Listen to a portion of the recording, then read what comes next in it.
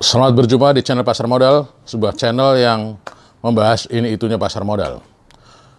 Channel ini untuk semua kalangan, baik pelajar, mahasiswa, pengusaha, artis, pejabat, bahkan pensiunan.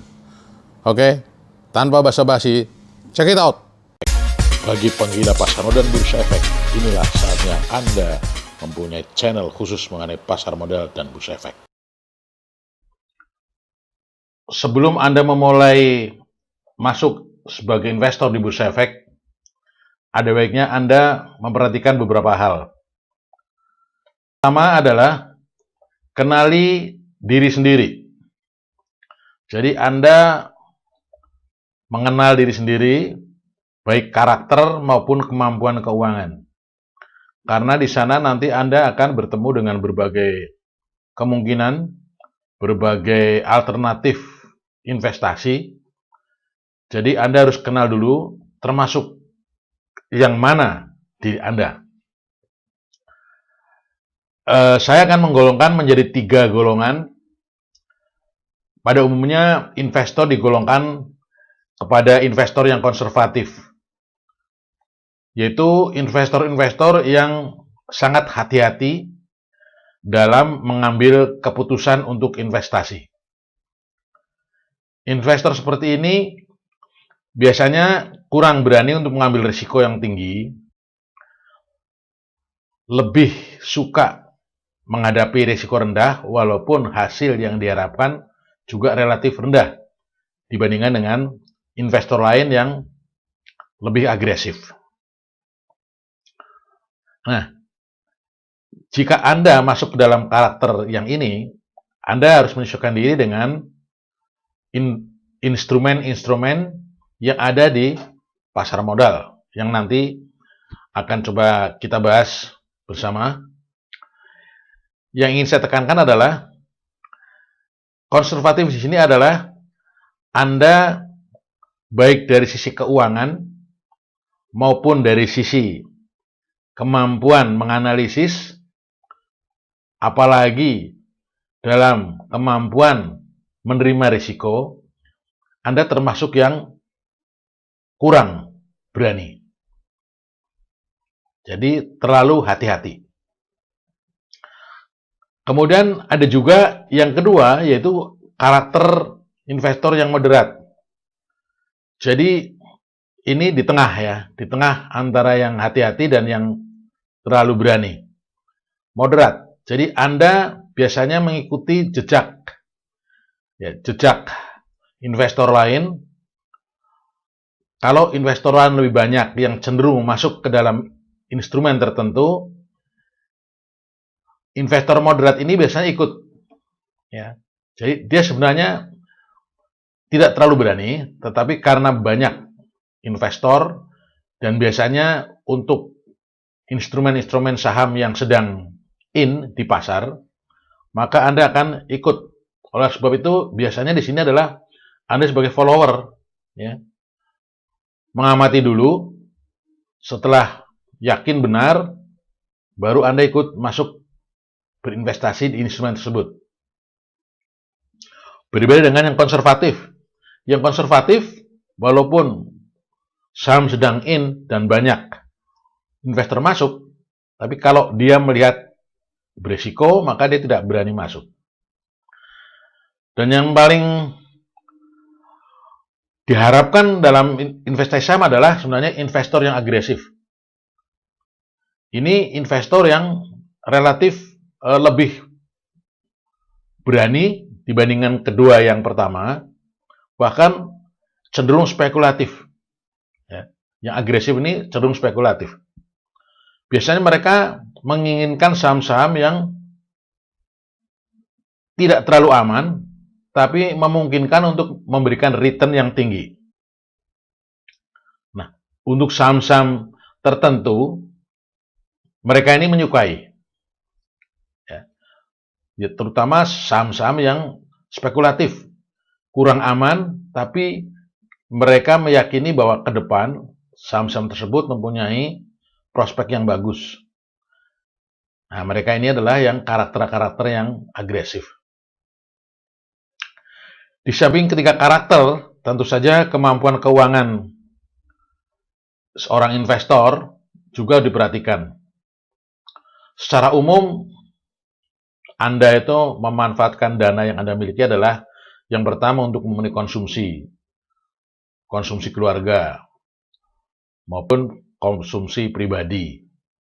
Jadi, ini lebih dulu dipenuhi keperluan konsumsi keluarga, baik itu untuk kendaraan, untuk sekolah anak-anak, untuk rumah, keperluan rumah, listrik, air minum, pajak-pajak rumah. Kalau masih ada cicilan rumah juga termasuk dalam kategori ini. Belanja-belanja bulanan, keperluan konsumsi rumah tangga. Kalau sudah ini dipenuhi, biasanya Anda akan menyisihkan uang untuk jaga-jaga. Jaga-jaga apabila terjadi sesuatu. Jaga-jaga kalau sakit. Ya, jaga-jaga kalau ada kecelakaan atau ada emergensi yang tidak diperhitungkan sebelumnya. Ini biasanya Anda taruh dalam tabungan perbankan. Karena tiap saat Anda bisa ambil ketika diperlukan. Jika masih ada sisa dana, maka Anda bisa mulai melakukan investasi. Nah, pada angka 3 inilah Anda mulai melakukan investasi berdasarkan karakter-karakter Anda tadi. Yang konservatif, tetap konservatif. Yang moderat pun tetap moderat, dan yang agresif tetap agresif. Tapi basicnya adalah Anda harus mempunyai dulu dana yang disisihkan untuk investasi. Tanpa ada dana untuk investasi, maka sebaiknya Anda tidak memasuki pasar modal. Ya, karena apapun yang Anda miliki karakter di sini, segala kemungkinan bisa terjadi di pasar modal, terutama pasar HAM, yang memang mempunyai ciri-ciri yang sangat fluktuatif. Nah, setelah Anda mengenal diri sendiri, baik karakter maupun kemampuan keuangan, maka Anda sebaiknya juga mengenal instrumen-instrumen pasar modal. Kenali dulu karakteristik instrumen investasi di pasar modal. Nah, pada umumnya, instrumen utama dalam pasar modal adalah saham. Saham inilah yang menggerakkan bursa efek, yang menggerakkan pasar modal. Karena apa? Karena saham ini adalah bentuk dari kepemilikan saham, kepemilikan perusahaan bagi pemegangnya, sementara bagi para emiten, saham ini adalah sarana untuk memperluas usaha mereka, memperluas bisnis mereka, yang tidak diharuskan menyediakan uang untuk pengembalian. Oleh karena itu, saham menjadi primadona baik bagi pengusaha yang memerlukan dana maupun investor di pasar modal. Ciri umum dari saham ini adalah dia mempunyai harga yang berfluktuasi. Oleh karena itu, ini dikenal dengan investasi dengan penghasilan yang tidak tetap. Kalau dibandingkan dengan salah satu instrumen investasi yang lain, yaitu obligasi, yang dikenal sebagai instrumen berpenghasilan tetap, berpendapatan tetap, maka saham ciri-cirinya adalah ini dia. Jadi berfluktuasi karena memang faktor-faktor yang perlu diperhatikan cukup banyak dibandingkan dengan obligasi, dibandingkan dengan deposito berjangka, dibandingkan dengan investasi yang lain. Antara lain adalah yang pertama tingkat bunga acuan. Ya, tingkat bunga acuan di sini biasanya kalau dalam satu negara, di Indonesia itu ditentukan oleh bank sentral.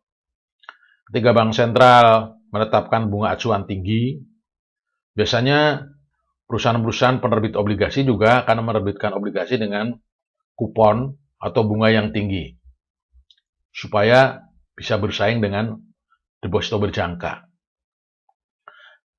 Nah, ketika tingkat bunga acuan tinggi, itu untuk saham relatif kurang menarik.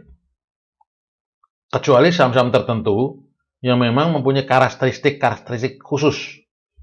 Nanti akan kita bahas coba pada selanjutnya. Tapi bagi saham-saham yang tidak mempunyai ciri-ciri pendapatan khusus, maka dengan tingkat bunga acuan yang meningkat, di samping di bursa punya pesaing utama yaitu obligasi, juga dari sisi perusahaan, fundamental perusahaan, dengan tingkat bunga yang tinggi itu artinya adalah biaya bunga tinggi bagi perusahaan, dan itu akan menyebabkan penurunan laba. Ya, jadi termasuk faktor biaya yang menurunkan laba perusahaan, yang kemudian berturut-turut akan menurunkan kemampuan perusahaan untuk bersaing, sehingga harga sahamnya cenderung turun. Kira-kira seperti itu. Kemudian ada dividen. Dividen juga. Jadi perusahaan-perusahaan yang rajin membagikan dividen, itu biasanya diidentifikasi sebagai perusahaan-perusahaan besar. Perusahaan-perusahaan yang selalu mendapat laba setiap tahun, dan labanya dibagikan kepada pemegang saham.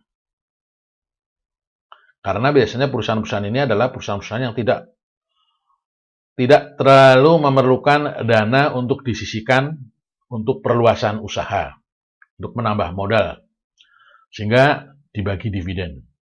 Nah, dengan dibagi dividen ini, investor biasanya akan menyukai, ya, terutama investor-investor yang tidak terlalu spekulatif, investor yang moderat, investor yang konservatif, dia akan menyukai saham-saham yang selalu membagikan dividen setiap tahun.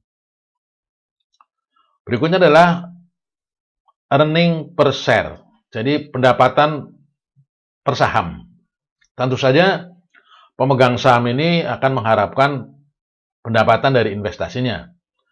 Semakin tinggi earning per share, semakin tinggi pendapatan per saham, maka investor akan semakin senang dan sahamnya akan semakin laku di pasaran untuk perusahaan yang bersangkutan.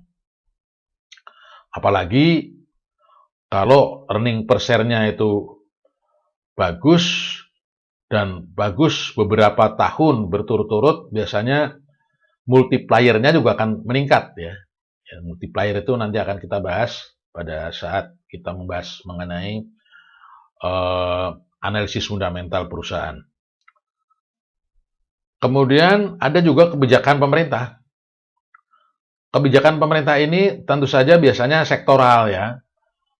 Jadi misalnya untuk tahun berjalan, pemerintah prioritaskan untuk sektor-sektor tertentu untuk diberi insentif dengan berbagai bentuk insentif. Misalnya insentif pajak, insentif kemudahan dalam perizinan, kemudahan dalam pembukaan lahan, dalam investasi dan sebagainya, baik itu yang berbentuk PMA maupun PMDN. Nah, kebijakan seperti ini juga akan berpengaruh kepada harga saham di sektor-sektor tertentu yang mendapat kemudahan dari pemerintah.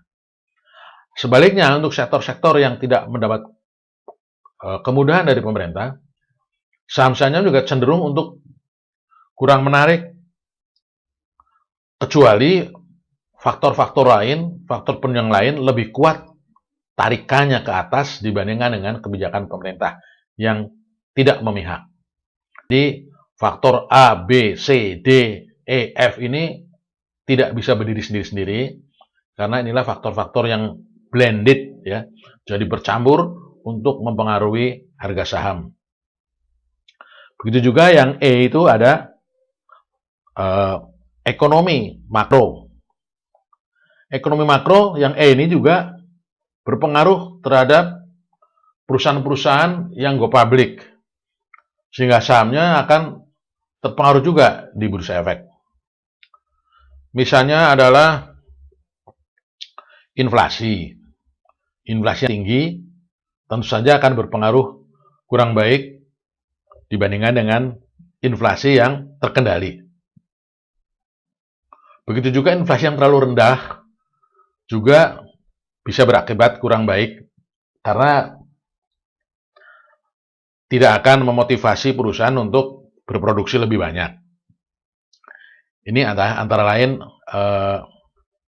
makro yang bisa dilihat.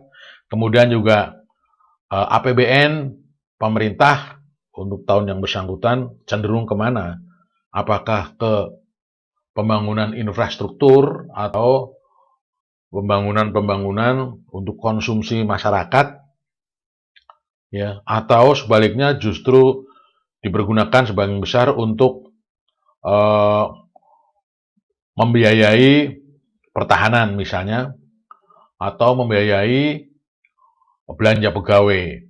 Nah, ini juga APBN yang sering dilihat oleh para analis untuk dipertimbangkan. Karena akan mempengaruhi juga terhadap harga-harga saham di bursa efek. Dan yang F, ini yang terakhir ini adalah kurs devisa, kurs valuta asing. Kalau di Indonesia yang menonjol adalah kurs dolar Amerika. Nah, itu juga menjadi perhatian khusus para investor karena kalau kursnya tinggi misalnya, maka perusahaan-perusahaan emiten yang tercatat di bursa efek, jika dia mempunyai hutang yang cukup banyak dan hutangnya dalam mata uang asing, maka dia akan pada tahun yang bersangkutan akan menambah biaya sehingga mengurangi laba. Sebaliknya, jika perusahaan itu adalah perusahaan-perusahaan eksportir yang banyak menghasilkan devisa dengan bahan baku yang banyak diperoleh di dalam negeri, maka kurs devisa yang tinggi akan menguntungkan mereka. Dan biasanya sahamnya juga akan tertarik ke atas. Banyak peminat untuk sektor itu. Jadi ini adalah ciri-ciri umum dari investasi di saham yang paling tidak dikenali. Ya. Pasti masih banyak faktor-faktor lain, tapi menurut saya ini adalah faktor-faktor yang cukup signifikan untuk diketahui oleh para investor. Kemudian di samping ciri-ciri umum,